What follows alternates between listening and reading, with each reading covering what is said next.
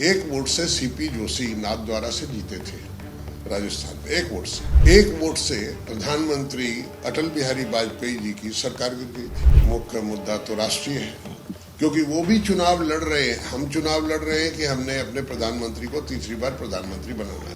पश्चिम बंगाल की Asansol seat BJP के लिए बेहद खास सीट रही है। 2014 में दार्जिलिंग के बाद अगर कोई दूसरी सीट बीजेपी को मिली थी तो वो आसनसोल सीट थी। 2019 में भी बीजेपी को ये सीट मिली, लेकिन बाबुल सुप्रियो के छोड़ने के बाद 2022 में जो उपचुनाव हुआ, टीएमसी ने ये सीट छीन ली बीजेपी से। लेकिन इस बार फिर चैलेंज बड़ा है बीजेपी के लिए और एसएस आलूवालिया को खड़ा किया है बीजेपी ने इस बार आसनसोल की इस हाई प्रोफाइल सीट से टक्कर देने के लिए बिहारी बाबू शत्रुघ्न सिन्हा को। हमारे साथ एसएस आलूवालिया जी हैं, उनसे बात करते हैं। सबसे पहला तो मेरा सवाल यही है कि शत्रुघ्न सिन्हा ने लगभग 3 लाख रिकॉर्ड वोटों से पिछली बार जीत दर्ज की थी, तो ऐसे में कितना बड़ा चैलेंज है या चुनौती है? देखिए, पहली बात मैं बता दूं कि उपचुनाव का मापदंड कोई होता नहीं। नॉर्मली उपचुनाव में स्टार प्रचारक लोग आते हैं, कोई उसमें उतना जोर नहीं लगाया जाता है। ये सीट करीब 2 लाख वोट से जीती हुई सीट थी, जो उपचुनाव में सत्ता पक्ष ने जीती। ठीक है, कैंडिडेट कमजोर रहा होगा, हमारे तरफ से कोई कोशिश की कमी रही होगी, और इतना बड़ा सुपरस्टार उतारा गया, तो एक चुनावी निर्णय आया जिसको बहुत बड़ा तमगा ना समझा जाए। मैं जब दार्जिलिंग सीट से रिक्यूज किया अपने आप को, क्योंकि वहाँ क्षेत्रीयतावाद बहुत बढ़ रहा था, पृथक राज्य की मांग हो रही थी, तो मैंने कहा था मैं राष्ट्रवादी हूँ, मैं पृथक राज्य की मांग का समर्थन नहीं कर सकता, इसलिए मेरे को कहीं और कोई चैलेंजिंग सीट दी जाए। तो बर्दवान दुर्गापुर भेजा गया था मुझे, जहां पर पहले से ही 2014 में 3.5 लाख वोट से हारी हुई सीट थी हमारी, और उस सीट को मैंने मात्र 18 दिन में नामांकन का शेष तिथि के 1 दिन पहले मेरा नाम घोषणा किया गया था और मैं यहाँ पहुंचा था। और उस सीट को भले ही बहुत कम मार्जिन से, मात्र 2500 वोटों से जीता, किंतु जीता। तो अगर आप अपने हिसाब से देखें तो 3.5 लाख वोट को मेकअप करके जीता। अब यहाँ का जो उपचुनाव का निर्णय है, इसको आप लोग या मीडिया में या दल के लोग, जो सत्ता पक्ष है राज्य का, वो बढ़ा चढ़ा के बोल रहा है 3.5 लाख, 3.5 लाख। मैं कहता हूं कि उनको कहिए कि जरा अपने पूर्व नेताओं को कहिए कि जरा वो सर्टिफिकेट दिखाएं जिस पर संख्या लिखी रहती है, उसमें सिर्फ लिखा रहता है इलेक्टेड, दैट्स ऑल। एक वोट से सीपी जोशी नाथद्वारा से जीते थे राजस्थान में, एक वोट से, और वो राजस्थान के स्पीकर भी बने थे। एक वोट से प्रधानमंत्री अटल बिहारी वाजपेयी जी की सरकार गिर गई थी। बिल्कुल, वोट एक कीमती है, ना कि 3.5 लाख। 3.5 लाख का वोट जो है ये नोशनल है, उस नोशनल कैरेक्टर को हम कुछ नहीं बोल सकते। आसनसोल सीट पर आप बीजेपी की पहली चॉइस नहीं थे, पवन सिंह पहली चॉइस थे, लेकिन उन्होंने खुद को हटा लिया। अंतिम समय में आपको यहाँ पर चुना गया, समय काफ़ी कम मिला है आपको, ये क्या एक तरह से डेफिसिट आपको लग रहा है? नहीं, ऐसा देखिए, समय कोई नहीं होता। जिस दिन नॉमिनेशन फाइल होती है और जिस दिन चुनाव की घोषणा होती है, उसके बाद से लोगों का अपना ये कार्यक्रम शुरू होता है। तो मात्र जिस दिन नोटिफिकेशन होता है तो 7 दिन के बाद, 7 दिन के अंदर नॉमिनेशन होते हैं, और 7 दिनों के बाद में 2 दिन, 1 दिन स्क्रूटनी का और 2 दिन विड्रॉल के होते हैं, और उसके बाद 7A आ जाता है, अर्थात बैलेट पेपर आ जाता है। फिर उस तारीख से लेके 14 दिन का समय होता है कैंपेन का, और जो कैंपेन कंप्लीट करके पोलिंग डे आता है। वही मैं सवाल कर रहा हूँ कि शत्रुघ्न सिन्हा का नाम तो बहुत पहले ही अनाउंस कर दिया गया। मैं कहता हूँ कि 2 तारीख को उनका अनाउंस कर दिया था, और 2 फरवरी में कि इन्हीं को टिकट, बिल्कुल, हाँ, इन्हीं को देना है, और वही टिकट को लेकर इसको ये किया गया, समझे ना। तो आपको तो कम समय मिला है, तो यही मेरा सवाल है कि क्या ये कुछ कमी हो सकती है?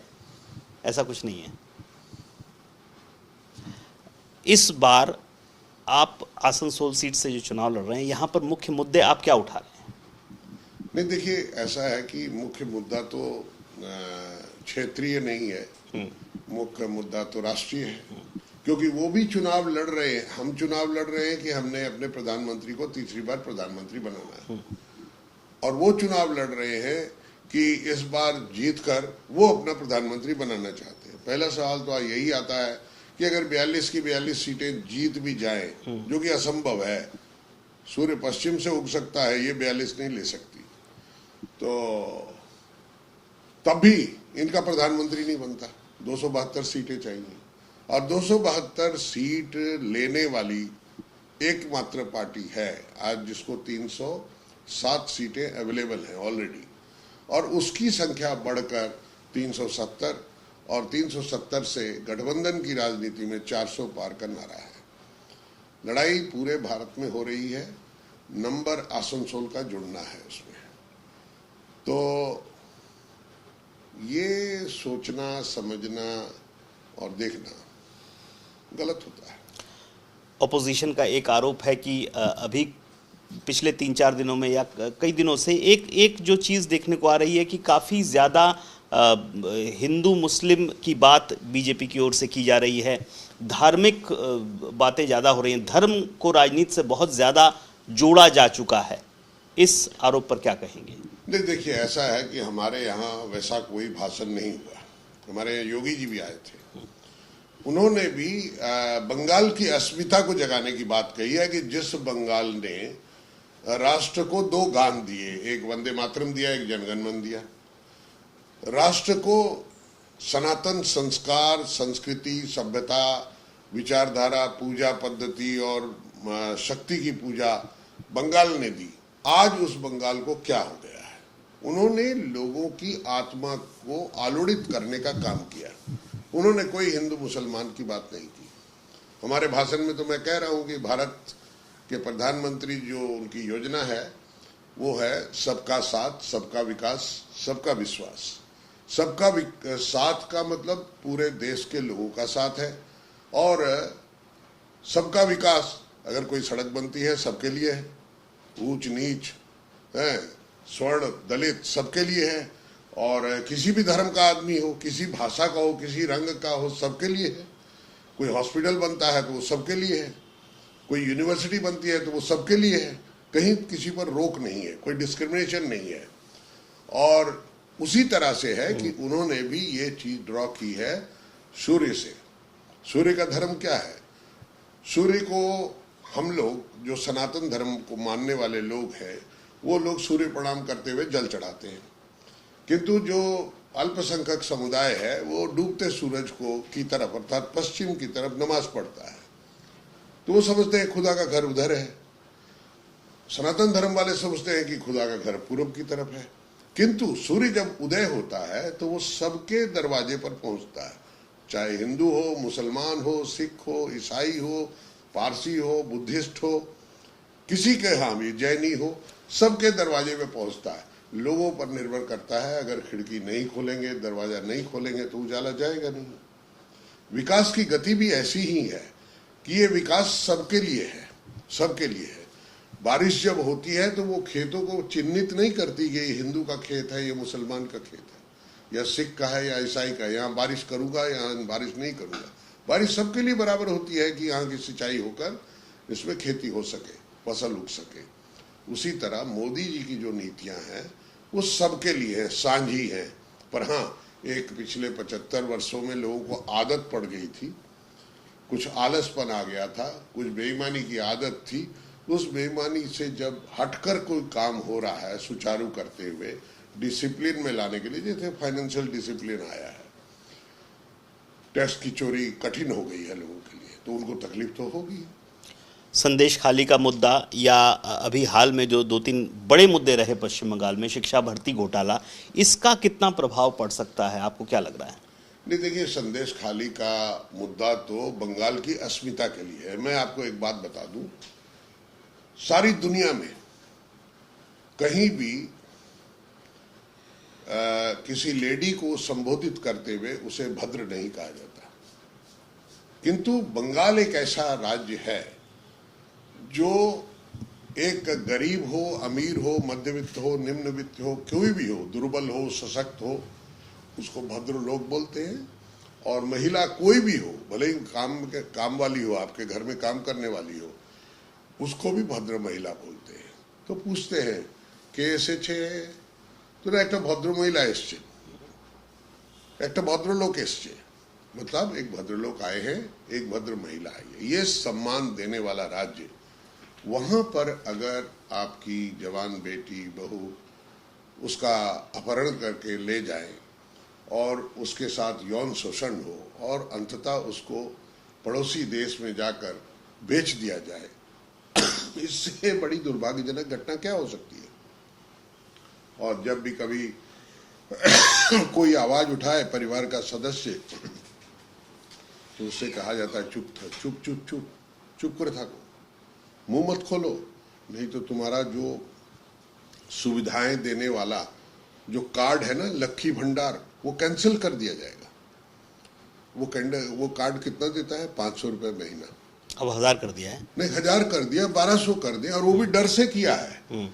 इन्होंने पिछले दिनों गोवा में चुनाव लड़ा, टीएमसी ने वहां घोषणा की कि हम यहां जीतकर हमारी सरकार बनी तो हम 5000 रुपया हर एक महिला को देंगे, हर एक महिला को देंगे।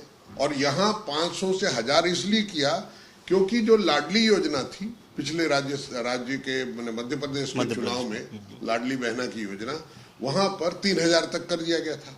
ये तो हमसे डर के ये उसको बढ़ाते हैं, हमसे डर के। अगर आज ये जीत जाए बंगाल, तो आप देखिएगा कल वापस ये 500 ले आएंगे या शून्य कर देंगे। यहाँ पे एक और सवाल है संदेश खाली के मुद्दे पर। अब टीएमसी कह रही है कि ये शुभेंदु अधिकारी का पूरा सजाया हुआ, पूरा एक प्री प्लान्ड एक साजिश थी। देखिए, कोई व्यक्ति नहीं सजा सकता, एक शासन तंत्र के सामने कोई एक व्यक्ति विशेष कुछ नहीं सजा सकता। संदेश खाली के अपराधी को किसने गिरफ्तार किया? बंगाल सरकार ने। अंततः करना पड़ा, दबाव में करना पड़ा, करना पड़ा। तो कुछ तथ्य नहीं मिले तो आप कर सकते हो गिरफ्तार किसी को? नहीं कर सकते, तो आपको करना पड़ा।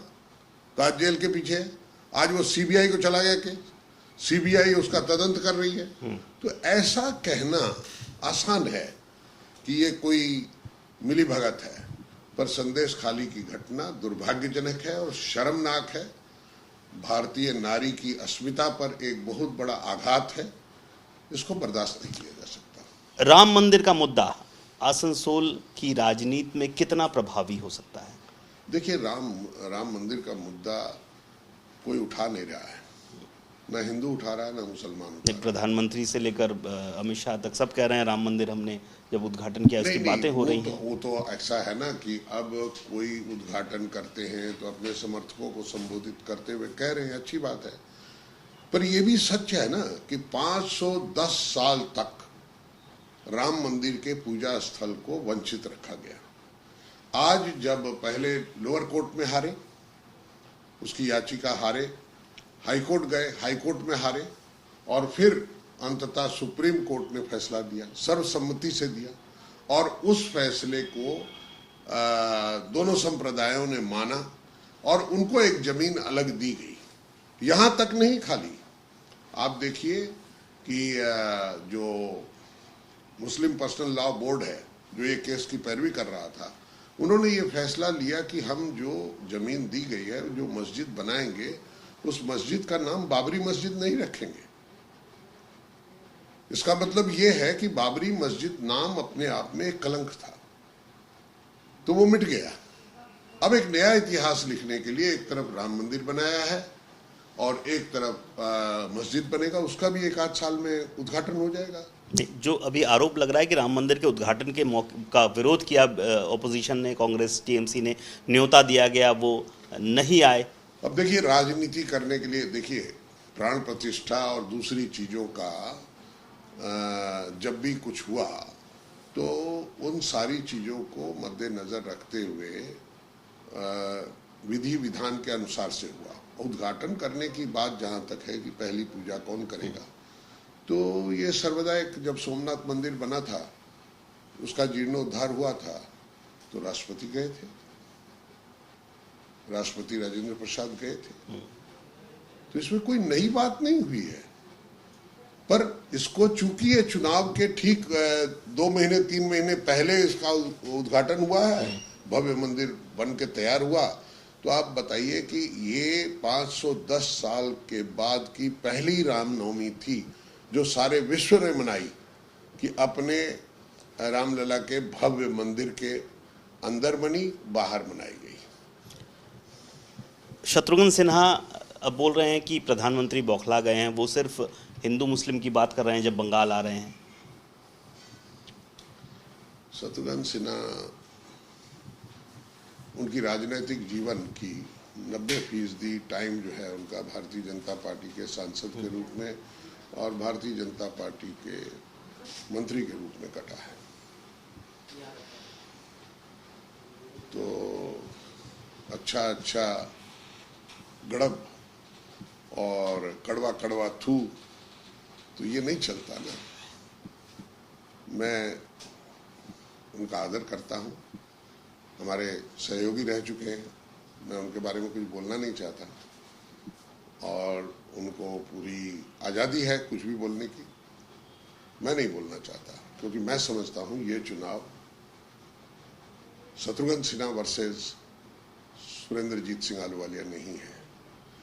ये चुनाव बड़ी पंचायत का चुनाव है, जहां 2 विचारधाराओं की लड़ाई है, 2 व्यक्तियों की नहीं, 2 विचारधाराओं की लड़ाई है, और उस विचारधारा में कौन खरा उतरेगा, और वही विचारधारा मतलब जो जीतेगी, सरकार बनाएगी, उसी ने दशा और दिशा का निर्णय लेना है। बिल्कुल, हमसे बात करने के लिए बहुत बहुत शुक्रिया। अनिल गिरी और कैमरामैन तापस बेरी के साथ अनुपम मिश्र, आज तक, आसनसोल। ठीक है।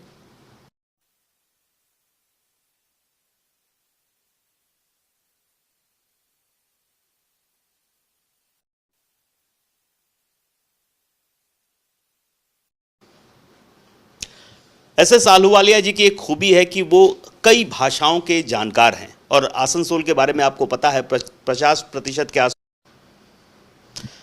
एसएस अहलूवालिया की एक खूबी ये भी है कि वो कई भाषाओं के जानकार हैं, और आसनसोल की जहां तक बात है 50% के आसपास लगभग जो वोटर्स हैं वो हिंदी भाषी हैं। ऐसे में भोजपुरी, हिंदी, बांग्ला, पंजाबी बहुत अच्छे से, बहुत धारा प्रवाह बोलते हैं। थोड़ा उसका मुजाहरा, कुछ नमूना हमें बताइएगा ना। हम भोजपुरी बढ़िया से बोले नहीं, हम पूरा अपने संसदीय जीवन में कबहू चंद्रशेखर जी से, लालू जी से, मीरा कुमार जी से जब भी बात करे के जरूरत पड़ल, हम भोजपुरी में बात करें। और हिया खाली नहीं, हम गईनी मॉरिशस, और मॉरिशस के तो ना ऑफिशियल भाषा भोजपुरी हो, तो हम वहाँ स्टाफ के साथ बात करने शुरू कर देली भोजपुरी भाषा में। तो हुआ एक चैनल बा, ओम चैनल, वो चल आयल इंटरव्यू ले खातिर, तो हमरा से पूछलस कि रउआ भोजपुरी में इंटरव्यू दे सकबे, तो हम बोले जरूर दे, और देनी भोजपुरी में। तब कहलस कि अच्छा, ये सिख समाज के लोग सब इतना समृद्ध काहे बाड़न, काहे खुशहाल रहते। तो हम बोले सुना भैया, खुश रहा, जो कमावा तड़ा संगे ना जाई, हिये छूट जाई सब, तो बांट के खावा और आनंद में रहा और बम रहिबा। और दूसरा बात बा, जहां रहा अपना महतारी के मत भूलिया। तो कहलस कि महतारी तो मर गई बा। तो हम के कहता कि महतारी मर गया। हम महतारी का मतलब कहता नहीं कि महतारी के भाषा ना भूलिया, जहाँ रहबा अपना महतारी के याद करते रहिया और महतारी के भाषा के जिंदा रखिया, तोरा महतारी जिंदा रही। बिल्कुल, बहुत बढ़िया भोजपुरी बोलते हैं, साथ ही पंजाबी, बंगला और हिंदी भी। मैं मैथिली भी बोलता हूँ, मैं मगही भी बोलता हूँ, और सबसे बड़ी बात मैं आंखों की भाषा भी बोलता हूँ। चलिए, बहुत बढ़िया। ये आंखों की भाषा सबसे बड़ी होती है, सबसे मजबूत भी होती है। सबसे मजबूत होती है, क्योंकि आंखों के माध्यम से आदमी एक दूसरे से प्यार करता है, एक दूसरे से नफरत करता है, एक दूसरे के प्रति स्नेह और कृतज्ञता भी जाहिर करता है। जहां आतंक हो, तनाव हो, जुबान बंद की जा रही हो, कंठ रोध किया जा रहा हो, तो आंखों की भाषा और चेहरे की भाषा पर ही बात करनी होती है, और उसी के माध्यम से स्वीकृति मिलती है कि लोग आपको कितना चाहते हैं। मेरे को श्री श्री अनुकूल ठाकुर का, बहुत बड़े संत हुए हैं जिनका देवघर में सत्संग नगर आप बिल्कुल बिल्कुल, हाँ हाँ, उनका एक वाणी है, उसको गांठ में बांध के रखा हुआ। जब मैं वकालत पढ़ता था कलकत्ता विश्वविद्यालय में, तब मैंने सत्संग कराया था, तब से वो दिमाग में बैठी है कि मानुष आपन टाका पौर जोतो फारिस मानुष दर, अर्थात मनुष्य अपना है, रुपया पराया है। जितना हो सके मनुष्य को पकड़ो, अर्थात उसको गले लगा लो, अपने दिल से लगाकर उसकी दिल की, उसकी आत्मा की आवाज को सुनो और उससे मदद करो। बिल्कुल, बहुत बहुत शुक्रिया हमसे बात करने के लिए। अनिल गिरी और कैमरामैन तापस बिहारी के साथ अनुपम मिश्र, आज तक, आसनसोल।